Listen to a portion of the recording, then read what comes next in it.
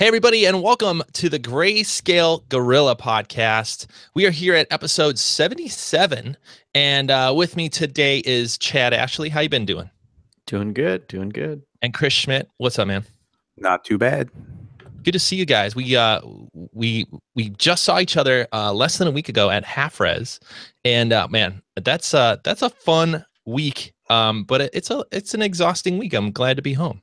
I'm nice and relaxed. Got my my hangovers taken care of. How are you guys feeling after Half Res? Well rested. Yeah, recovered from the actual day.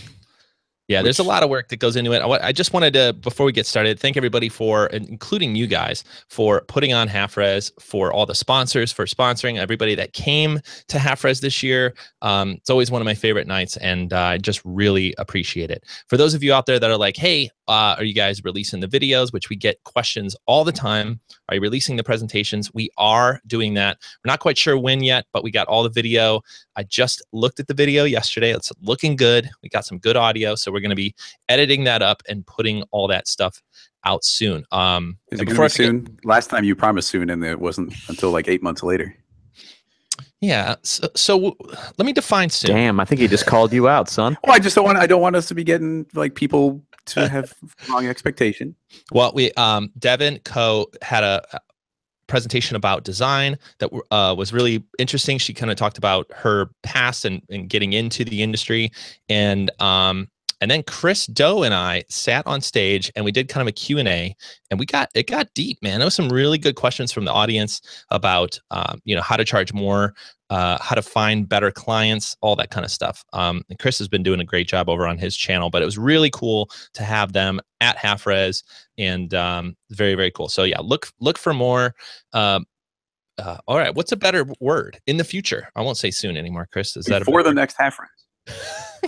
Before the next Half Res, we will put out these videos. But yeah, it's always a super crazy night. It was a lot of fun, a lot of craziness. We've gotten a lot of good feedback. We got some great ideas for next year. Some things we might shake up a little bit.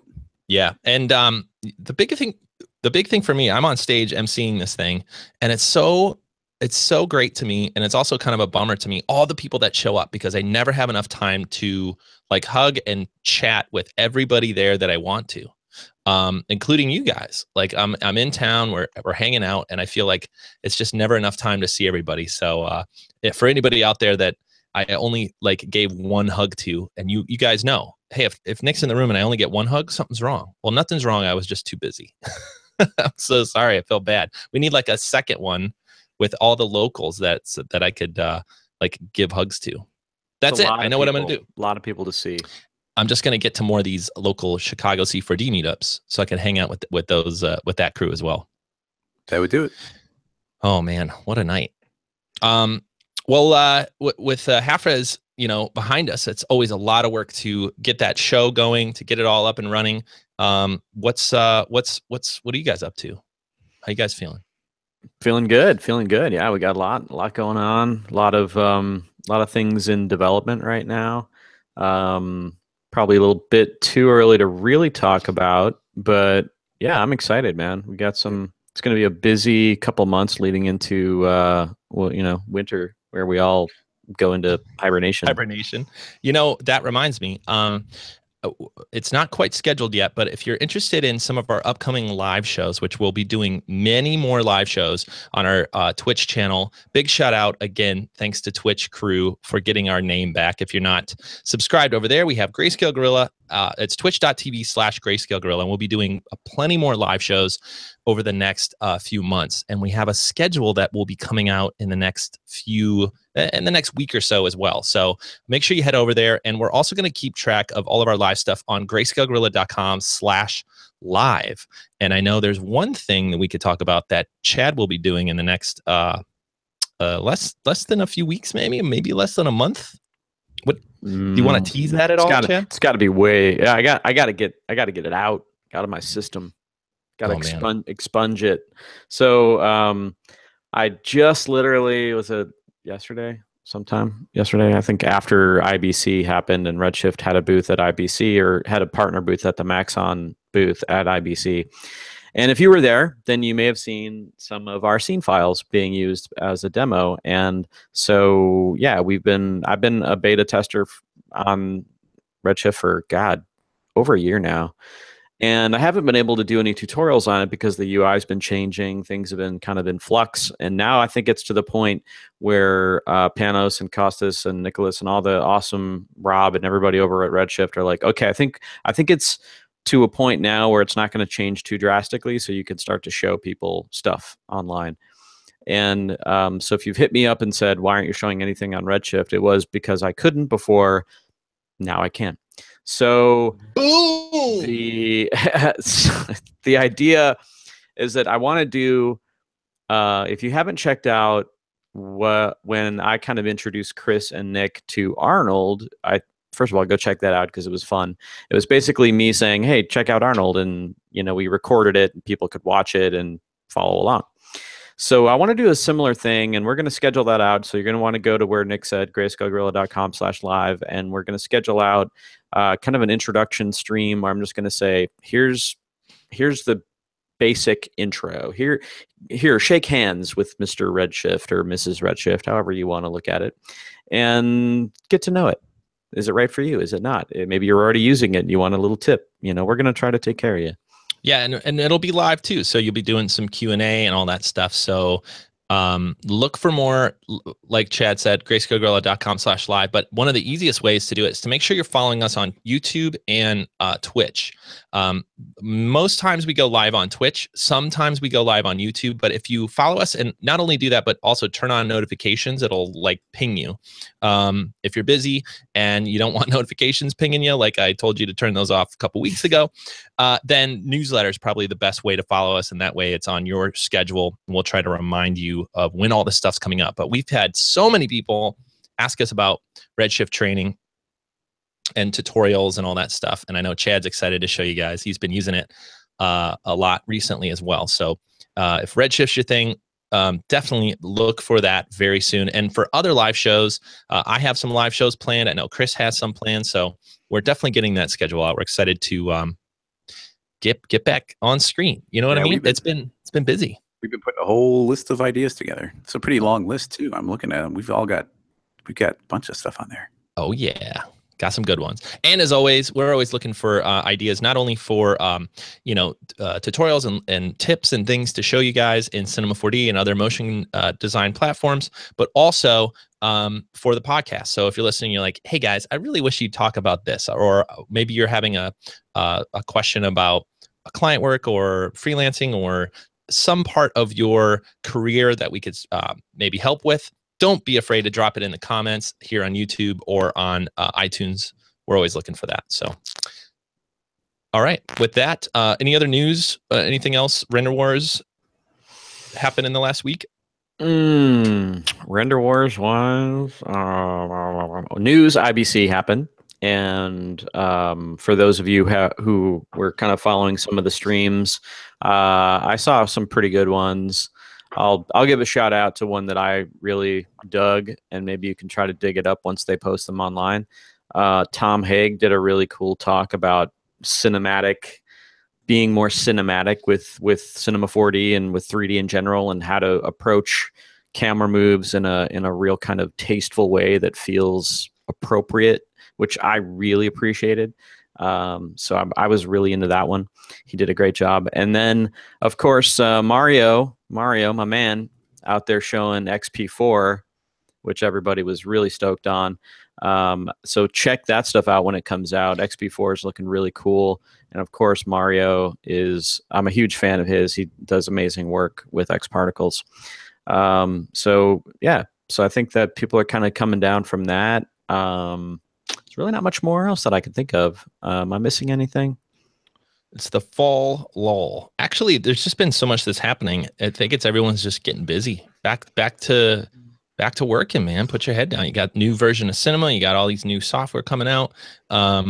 It's time to put your hoodie on. It's that time of year. And grab your warm coffee. Maybe it's time to transition from the cold to the warm coffee.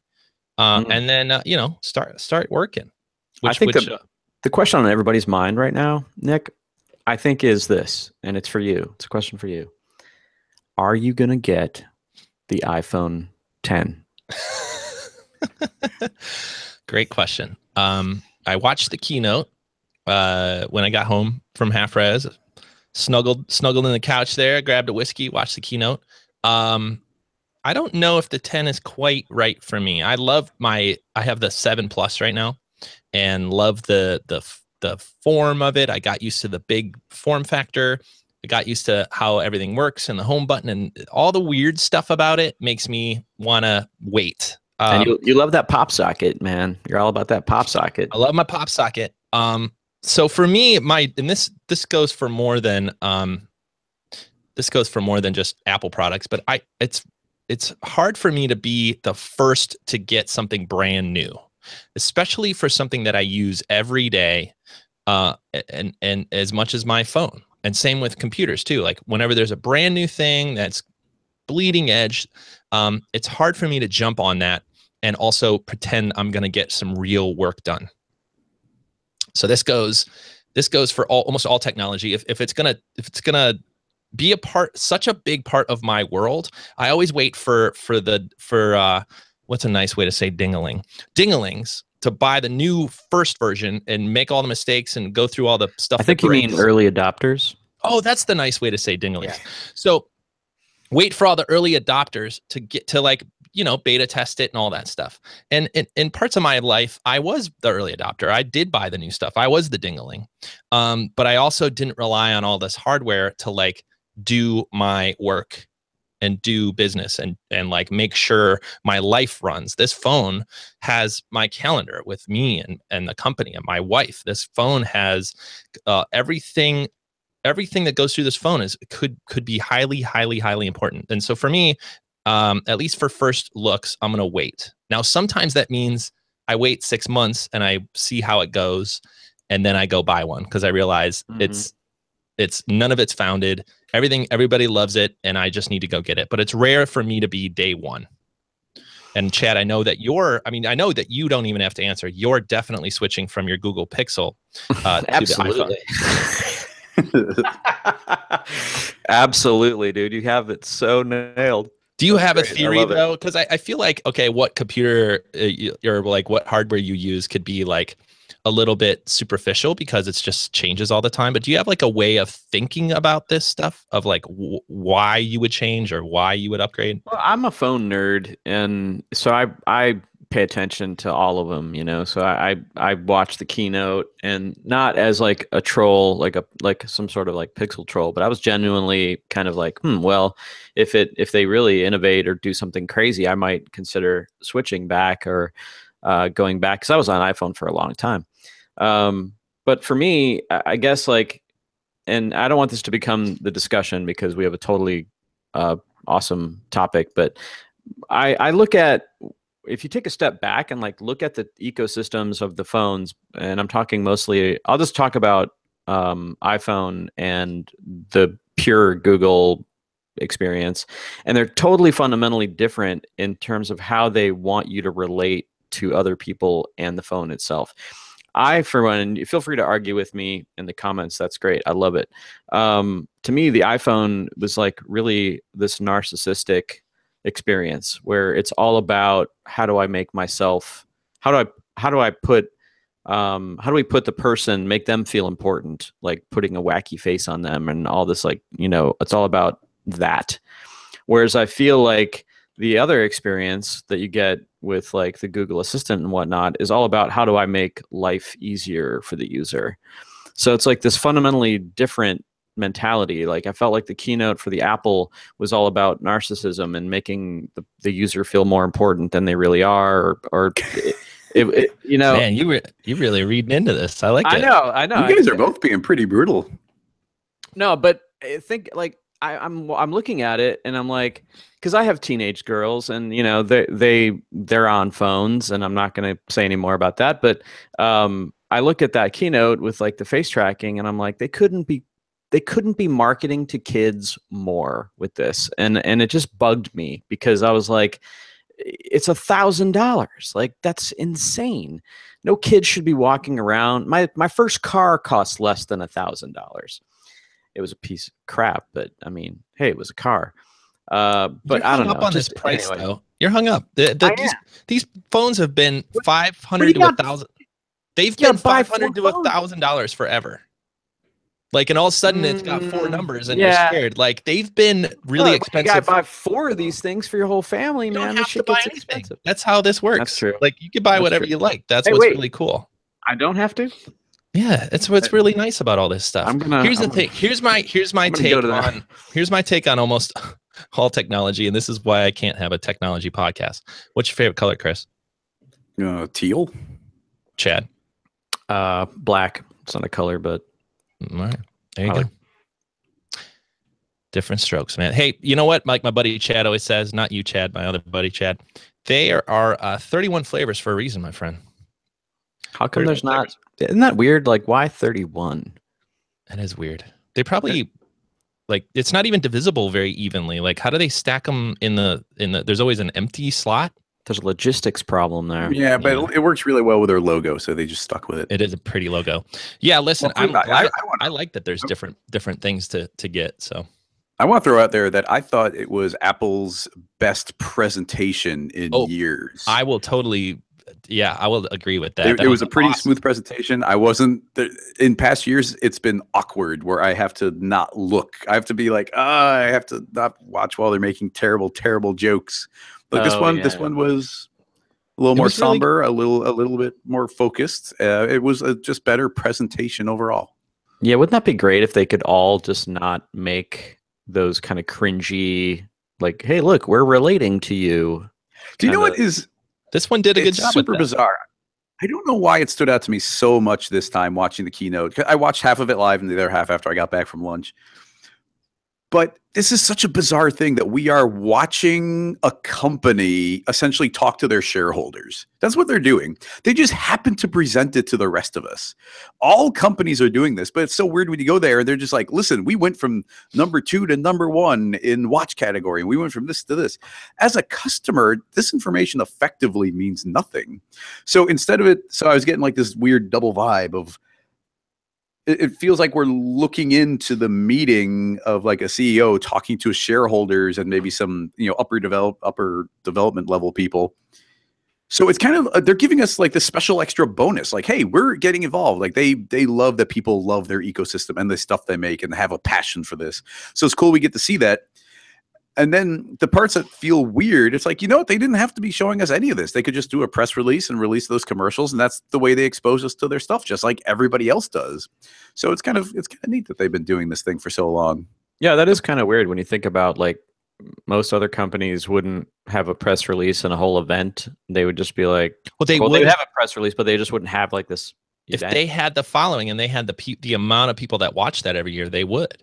Like they would do a better job, hopefully, right? Like, and the reason the other ones aren't as good and all that stuff is because millions of people aren't watching live. Like that's what's really great. Like it's like a sports team or something. Like why do we care who got traded and why do we care like all the business side of this sports team and why do we care like the draft and all this stuff? Like it's because the show is the show. Like it is out there to be a show.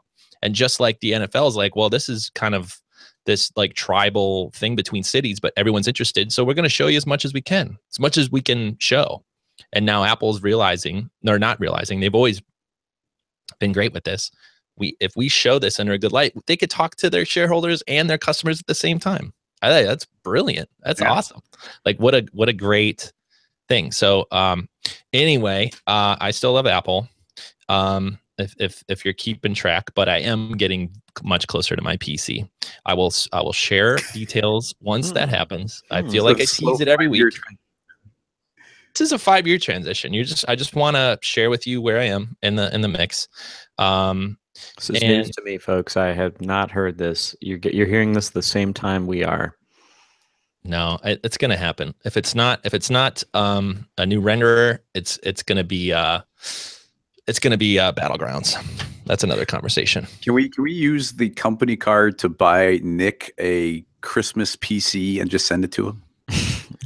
I think that would be fantastic. Only if we can record his reaction. Do you think that would work?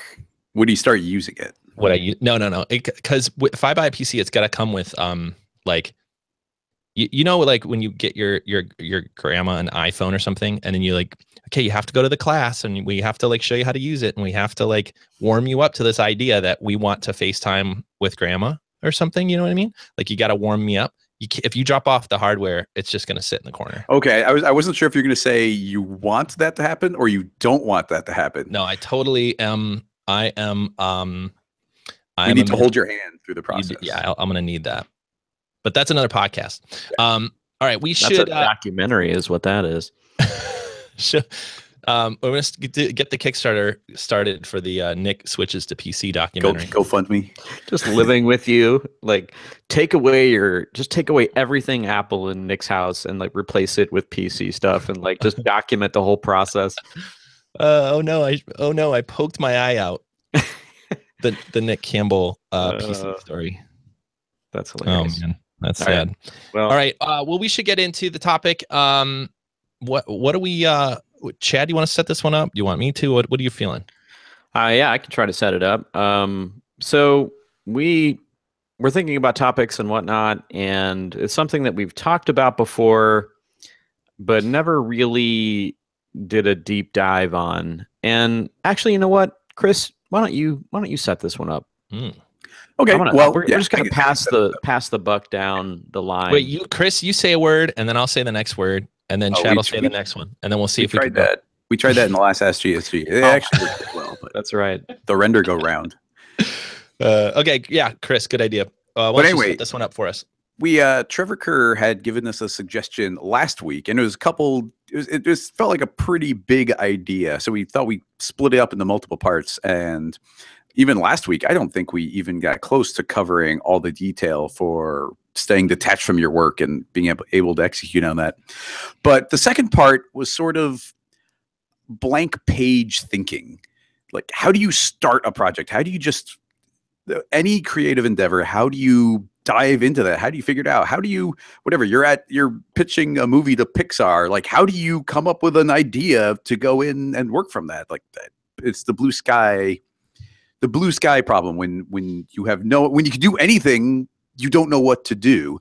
Now, we've tackled aspects of this topic before about where we can go find specific inspiration. I think we have a whole inspiration episode. We might get into some of that stuff a little bit here, but I thought it'd be kind of cool to focus on some techniques that we might individually do to get away from blank page thinking, to get out of the blue sky scenario.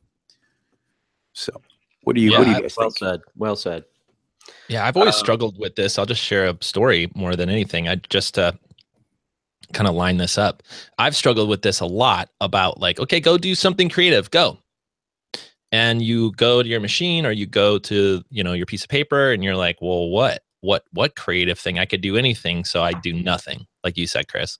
So I've developed some ways over the years to tackle that. I know we all have. And I just wanted to make sure we're all on the same page because I know we all struggle with this too. I've just heard stories of how do I take nothing and turn it into something interesting? So do you want to go around and talk about some of the tactics that we've used over the years to kind of get out of that blank page thinking and start to move in a direction?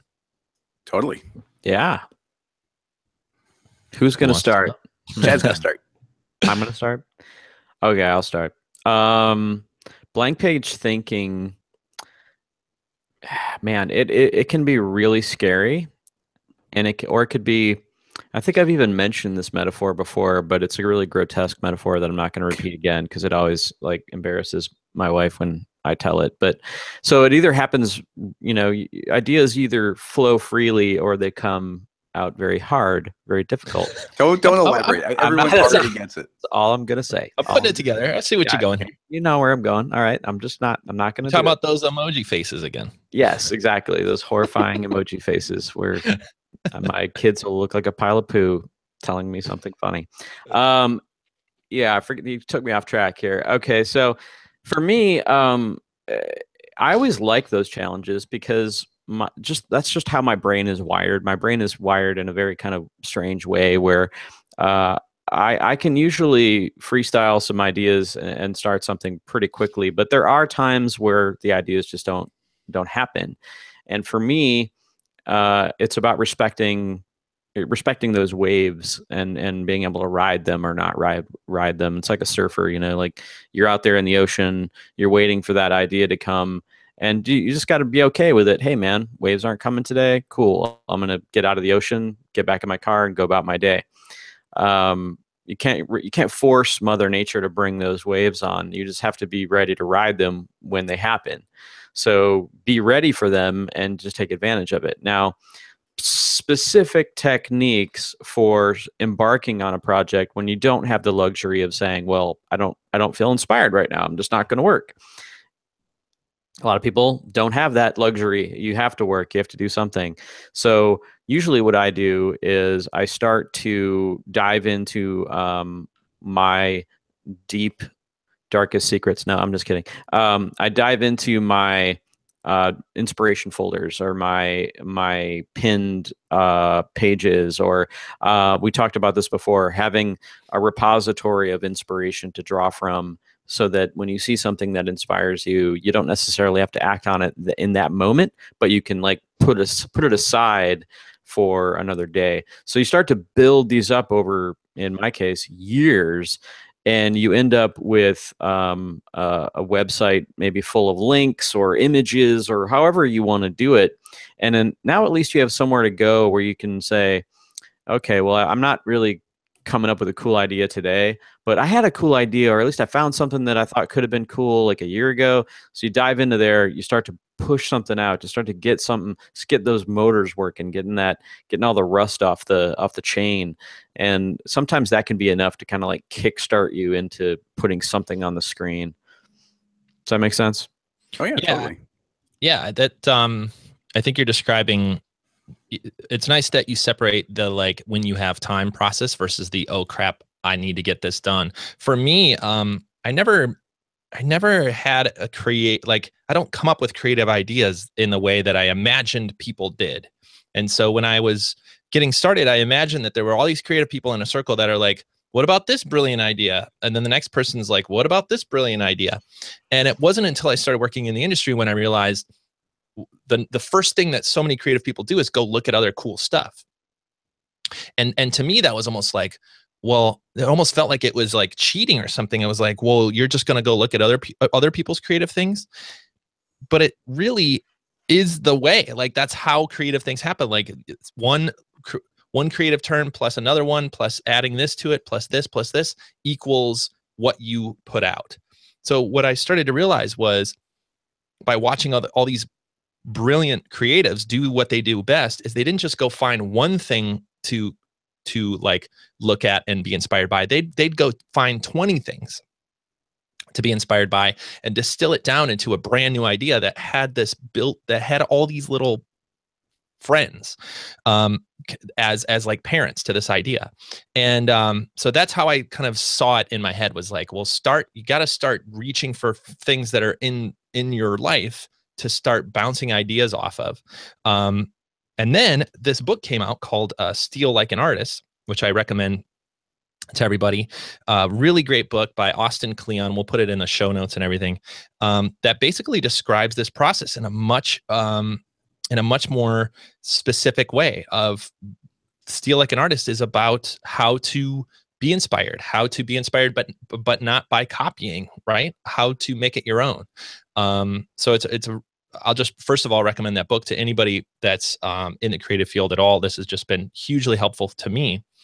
And so that's like the first one. Like, learn that process that you do have to go find 80 different things.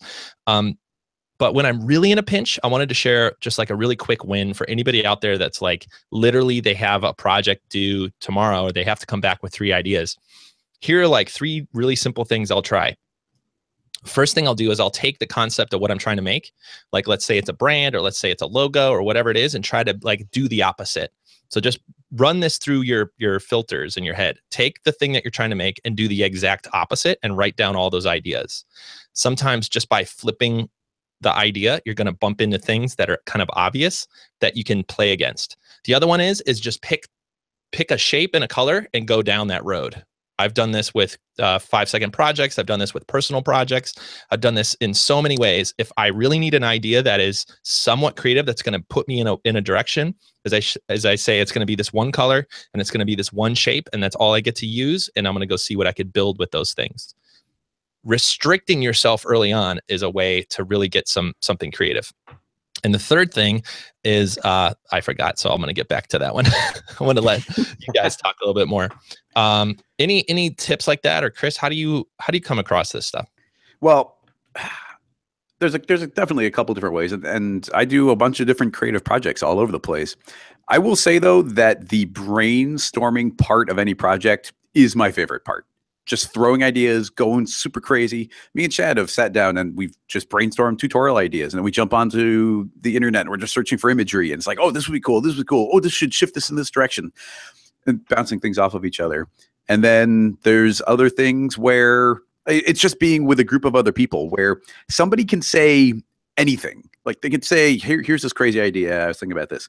And you could right away in your head be like, that's a terrible idea. But you just made me think of something that would be cool that spins off of that. So the instant somebody else says anything, even if it's awful, even if it's the opposite of what you personally want to do, you will instantly get a different idea you want to throw out there. And that's going to make them think of something else differently. So getting a group together and just doing a little bit of brainstorming, I think, is so huge. And this goes for any creative project you're doing. It was just a hobby project, but me and a couple buddies were working on just tinkering around, learning some Unity and doing a video game.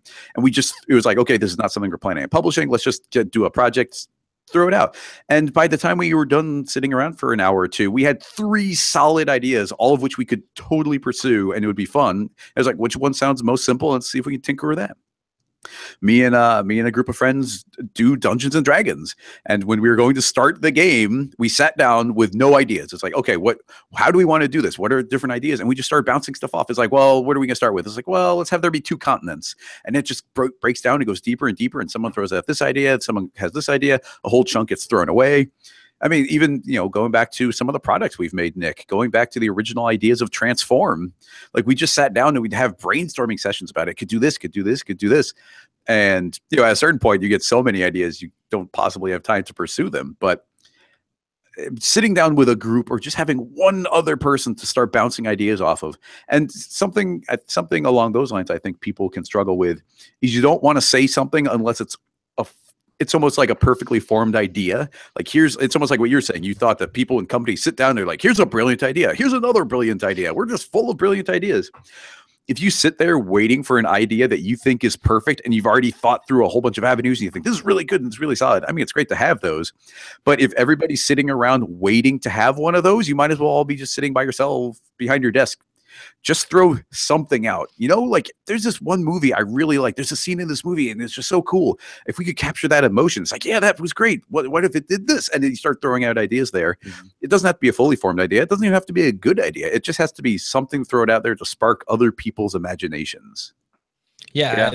What you're describing is, I've sat in those meetings, and I think it's about traction. It's about, you don't have to know where you're going to go, but you got to start moving, right? You got to start the engine and get the tires spinning and make sure all the gears work. And you might bump into stuff and you might not be going in the right direction when you get going. But if you sit there, you're never going to find the roadmap. You're never find the little paths that you could take. And it's a kind of a cheesy saying, but if you wait for all the lights to be green, you'll never leave your house. And so you have to get out and start moving, whether that's brainstorming with somebody else or looking at some website that inspires you, or reading a book, or just starting to throw stuff on the page too. Like some people just want to get started with an idea by making something and just experimenting. Whatever it is, sitting there in a room by yourself is rarely where really creative ideas you can get stuck in your head so bad when you're just sitting there by yourself trying to think of something. Being able to partner up with somebody else, just even for 5 minutes, it's amazing how many breakthroughs you can have instantly for cool ideas. Yeah. Go ahead, Chad. I was just going to say that's so true. And I think that one of the things that younger creatives often do is they think they need to come to the client or come to the meeting or whatever with a fully formed idea in their head, like completely thought out in every way, shape, or form before they can pitch it to their creative director, their client, whatever. And I'll share a little bit of a secret that I learned along the way, which is sometimes it's better to have a less specific idea and pitch that as opposed to a fully fleshed out idea with all the details kind of figured out. Because here's why. If I go to a meeting, let's say that we're going to pitch a meeting internally at GSG for a project. If I go to that meeting with everything figured out the way I want it, like every detail, let's say it's a product that we want to put out, you guys are all automatically going to feel like, okay, well, he's already got this all figured out, but I don't like this, this, and this, and I don't know. And I'm not so into it because he's kind of just like walking in with this thing, and I don't feel like I'm a part of it. But if I come in and I say, you know what, I have this idea. I want the product to do something like this, and maybe something like this, and I want people to be able to use it and come away with this. What do you guys think about that? Now, automatically, I'm inviting you into the process. You're a little bit more involved. You're a little bit more likely to come around and feel like you own a little bit of my idea. And that's the goal. Like when you're pitching stuff to clients, when you're pitching stuff to your other creatives or creative directors, try to go in there with a loose idea of what you want to do and let it become something else so that everybody feels like they own a piece of it.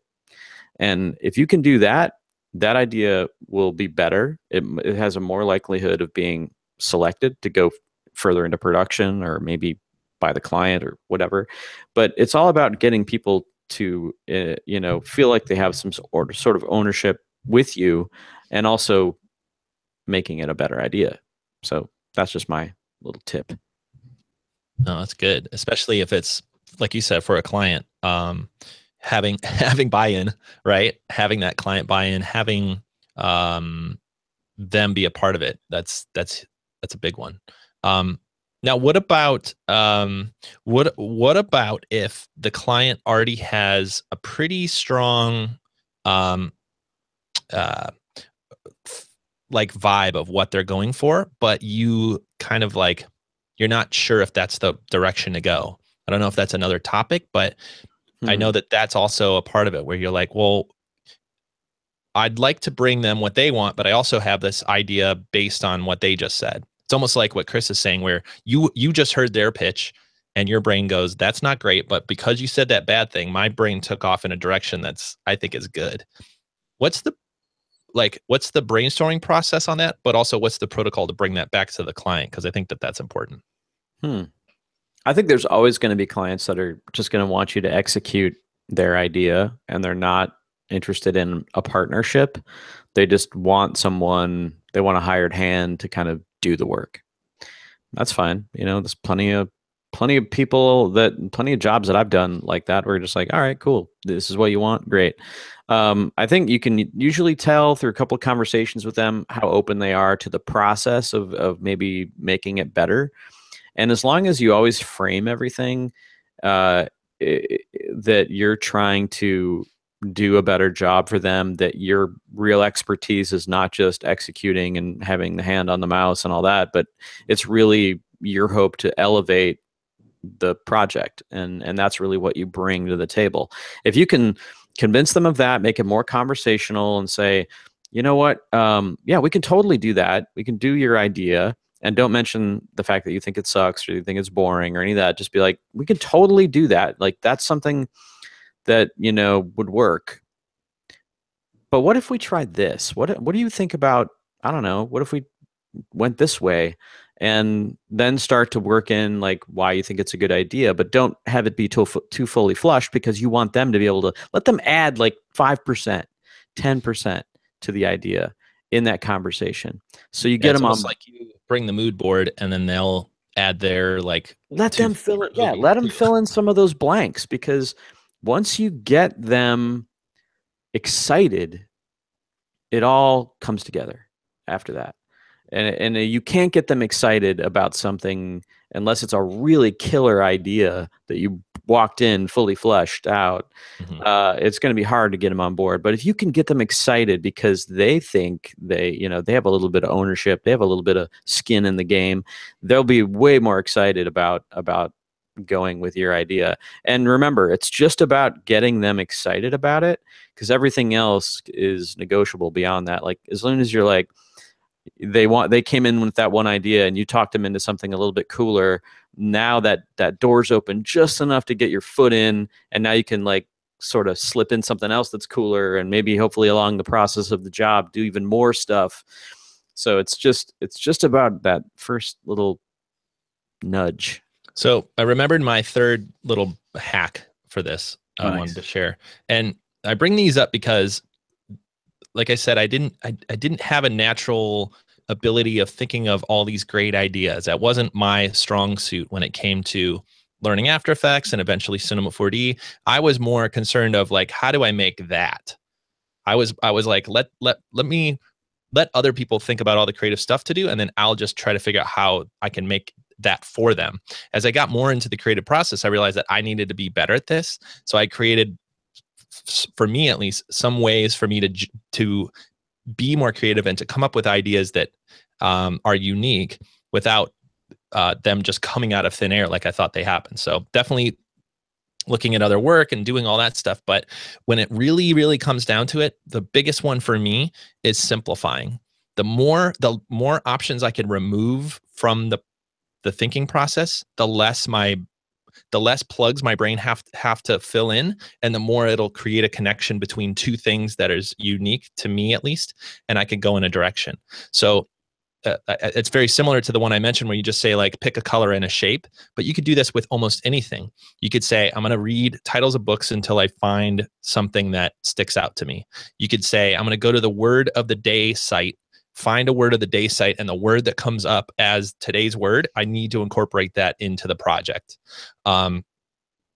You can limit your color palette. You can limit the animation type. You could limit any technical structure to try to get your brain into that mode. Physical things that I literally do are like silhouettes. I'm just going to use a silhouette and some texture and create an image with that. I've done the same with words. I've done the same with colors. Anything to reduce the amount of options that I have, get me actually into a more creative space, not less. You would think it's the opposite, but by reducing the amount of things to pull from, your brain starts to make connections quicker because it doesn't have so many options. Maybe that it works because I like a more simplistic style. I like very simple objects like that. Maybe it doesn't work when you're trying to make, the new Tron movie or something. But that's at least my process. I'm always curious if there's anybody that doesn't help. Like somebody put a comment, if being put into a box doesn't dramatically increase your creativity instantly. If you can do anything, that's when you're super stuck. And that's what you're saying. You say, reduce it down to, okay, I'm going to use the color red. Instantly, you're going to start thinking of ideas. You're going to look around your room. You're going to see red things. You're going to be like, oh, red, maybe a red car. Oh, a car piece. Oh, there's going to be this animation that we're going to, like, instantly you get all these ideas. But it's like, hey, you can go, I need a 30-second spot, make something. It's what's the final thing I'm supposed to do? So I mean, it's pick any arbitrary word, pick an emotion. Like you keep saying color, pick an emotion, pick a person, pick a time period, pick a geometric shape. Just go crazy. We have a buddy named Ethan, and he does a really cool GIF. He's doing a series of GIF animations, and he is simultaneously getting ideas for himself. He posts on Facebook and says, I need an idea. But what he always does is prompt the people he's giving that he wants an idea, but he doesn't want to put them into a blue sky type of scenario. So he'll say, give me a gross word. Give me a Thanksgiving word. And he'll just pick some like category. And then you'll get, dozens of different ideas within that. And now that's given him more ideas to have. But even he knows, like right away, just asking somebody for an idea, you can't say, hey, Chad, give me an idea. I could say, hey, Chad, give me an idea for a car commercial. And instantly you've got different directions you can go in. If I say, just give me an idea, you're gonna be like, what are we talking about? So instantly put yourself in any kind of box, any kind of limitation, any kind of category, and you are instantly going to be so much more creative. Yep, that's definitely helped me. Chad, you've worked and been creative director. You've also been parts of teams. What do you guys talk about when you're brainstorming these things? Any tricks that you guys pulled from? I mean, not really. It really kind of varies on the project. Sometimes those large brainstorming sessions can get a little unwieldy and hard to like rein in on something that's actually executable. So I think it really depends on the group. Some people are just better working in a larger brainstorm thing, and then some people are cool just like going for a walk and coming back with 5 ideas. I think there's not like a magic solution for everybody. It's just about finding what works for you, for your team, for your friends, whoever you're collaborating with. Figure out what works and try to go with that. In my experience, I had artists that would come to the table with ideas that were just like killer right off the bat with a few tweaks, and it was like, yeah, we could pitch that. And then there was other artists that would come with maybe a sentence or an image, and then from that the whole group can extrapolate something out of it that's executable for that person to go back and start to figure out. So just be open to it. And I think what Chris was saying about the box is really, I think that's really what people crave, but they're too ashamed to admit that they need it. A lot of people don't want to admit that they need restrictions because they feel like that's sort of a cop-out, or you're not good or whatever. But honestly, you're right. You need a wall to like back yourself up against, to be like, okay, I kind of know where I'm at now. Let me figure this out.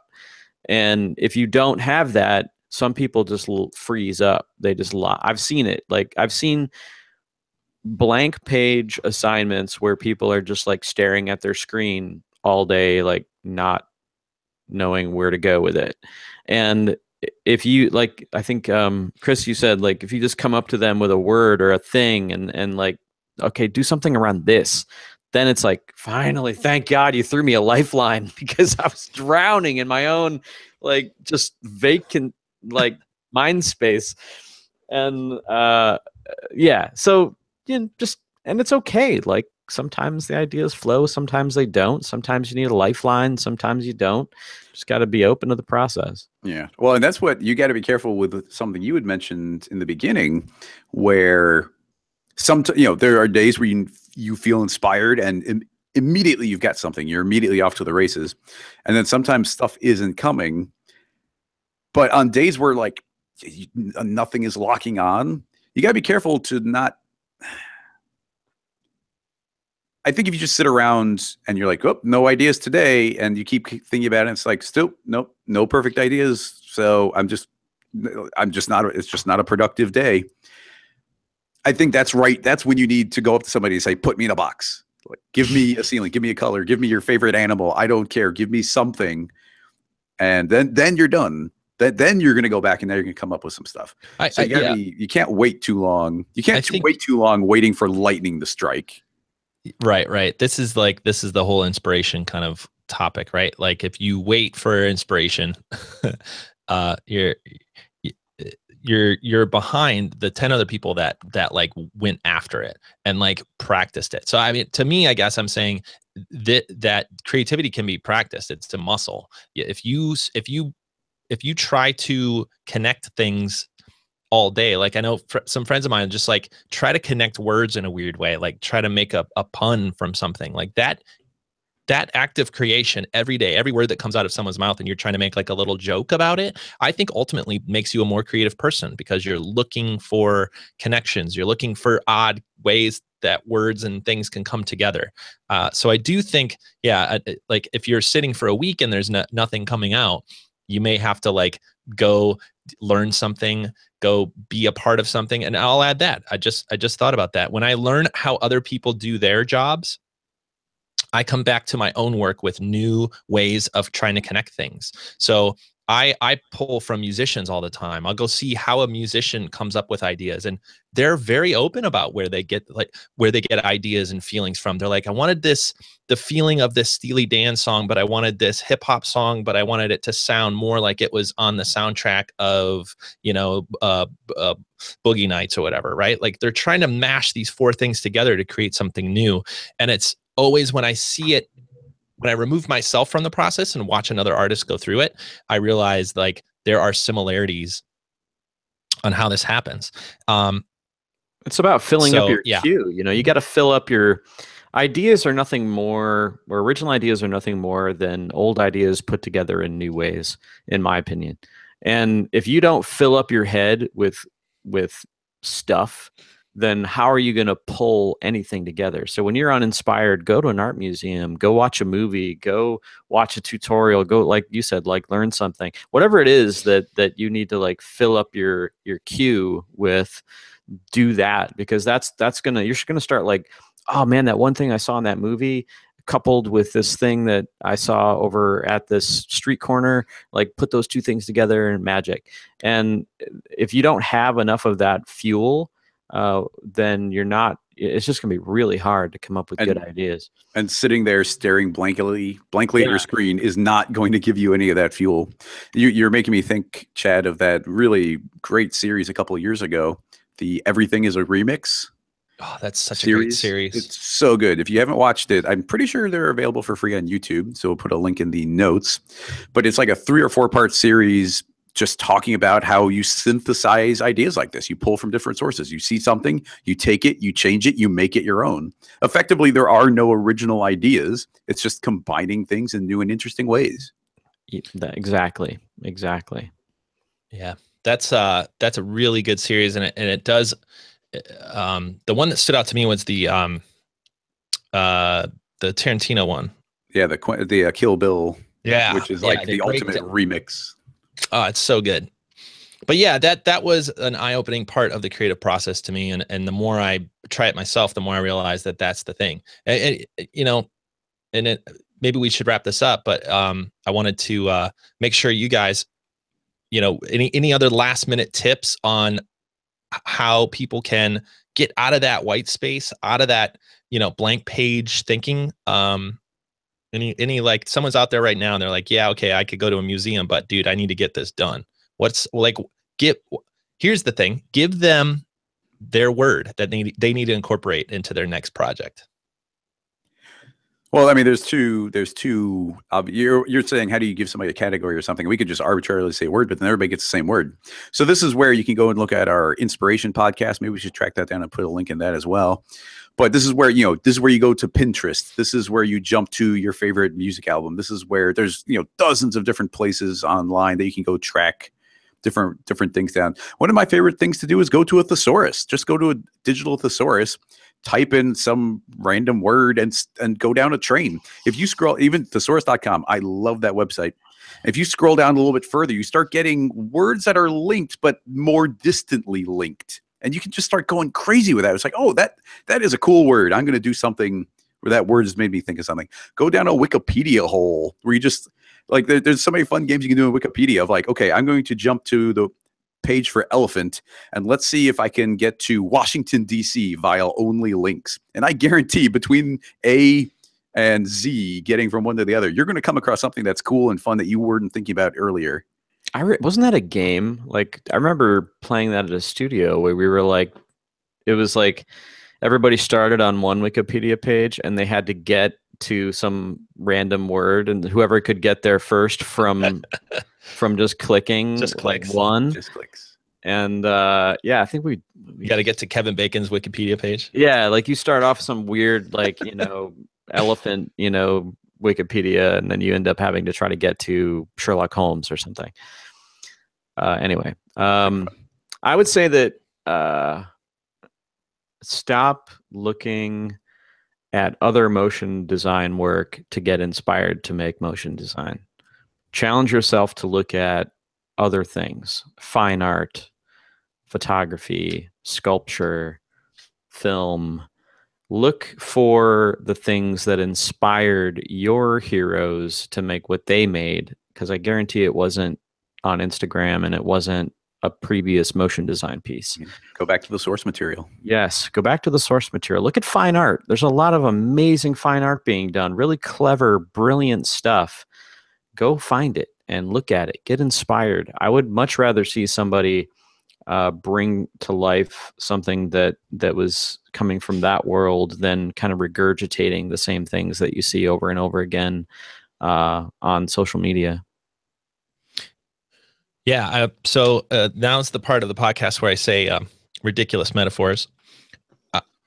One way I think might help some of you out there that are new to thinking in this way is to think of it like, not that you're creating a new type of music, like you need to create an entirely new art form out of what you're about to make, but you just simply need to write a song. And we can all write a song. We can all whistle a little melody, and some songs will be better than others, but we could string a couple notes together and make something out of what we've heard before. And so part of it to me is take the pressure off yourself a little bit. Understand you're not going to create a brand new like thing that's never been seen before. You're mashing up stuff together to create a song that will have instruments and vocals and a hook and a beat to it, right? You don't need to make an avant-garde piece of never before seen thing. So think about it as if you're like a hip hop artist and you're sampling stuff from the past. Find your samples and create your beat. Maybe the drums are from this genre and the string section is from this genre, and find those bits that you can go out and touch and pull into your own work. So first crazy analogy is think of yourself like a hip hop. Create the sampling. And the second one, do that. Right. You already well, your album drops really soon, right, Chad? You know it. And second, if MacGyver is in a room with nothing else, he is not MacGyver, right? There's nothing he could pull from. There's nothing he could build. There's nothing he can make. Also, if MacGyver's in a grocery store or if MacGyver's in a Walmart, that's really not his strength either, right? Anybody can make something if they have a whole entire grocery store. But when MacGyver is MacGyver, it's when he's in a tight situation, he's got pressure building on him, and he's only got these 3 things to get out of this room with. And that's where you need to put yourself to come out with a creative idea. Be MacGyver. Find your 4 things, put them in the room, create something new. Always have a paper clip. Duct tape and paper clips help. Also, a working cell phone nowadays. That's cute. That's cute. If you really want to cheat, Anyway, if there's nothing else, thank you guys, as always, for listening to the Greyscalegorilla Podcast. This is episode 77. If you want to find show notes, everything we just talked about, all the books, everything is all linked up here on YouTube down in the description. Or also, if you're listening on iTunes, we have show notes there as well. Please give us a star if you're or not a star, maybe 4. If we earned it, maybe 5 over on iTunes. And also, if you have comments or anything, we love seeing the comments from each and every one of you that listen to this. Maybe drop in the comments down below if you're still listening, something that allows you to unstick from this process.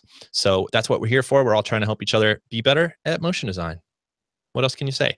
Thanks, everybody, again, for listening to the Greyscalegorilla Podcast. Thank you, Chad. Thank you, Chris. You are welcome. Oh, thanks, guys. Have a wonderful week this week. Oh, Chad's got his thing. Go buy this book. I'll see you guys. I'll see you guys next week. Bye, everybody.